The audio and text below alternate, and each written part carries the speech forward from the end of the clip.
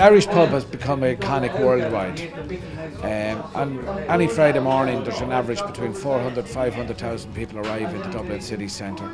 They want to visit the Irish pub and get the Irish experience. There's not too many people that smiles on them at 7 a.m. in the morning, but these lads had this morning. Listen, it's like the forbidden fruit.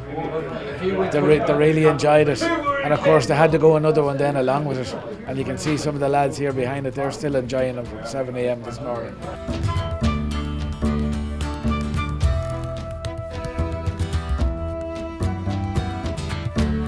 Busy than I thought actually today, yeah. It's a lot busier than I thought. We get a lot of tourists, so you need the pubs open now, you know. So it's only a matter of time before I came in, so it's in now. So no, it's good today. It's like any other normal day. It's my first one to work in 40 years anyway, so Friday was always a day that everybody caught up and to do some things that they couldn't normally do on a weekly basis. And then people like, you know, Good Friday was a good time for family catch-up. You know, family catch-up or do special things with your children. That's what I did for years, like, you know.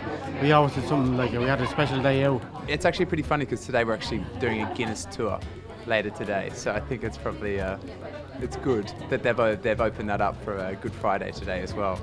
This is a time where most of the UK and most of Europe get to travel and get away, so it's really opened it up for a lot of people. Well, what we've decided to do is that every cent that it goes through that cash register behind me is going to be donation to charity.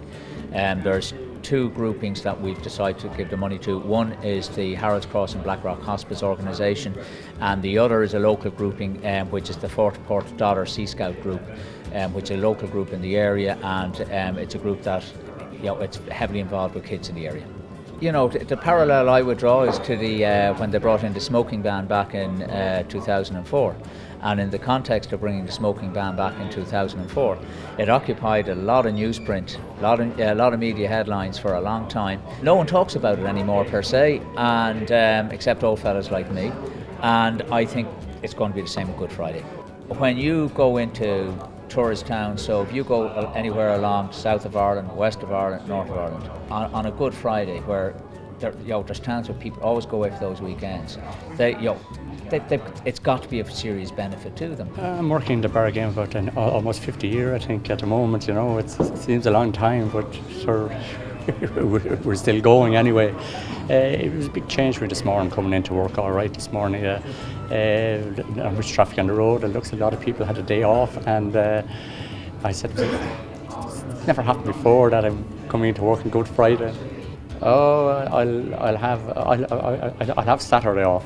I'll have Saturday off instead, all right, yeah. And so I'll whatever I know, I might have a few pints on Saturday. After all those years, just nothing new.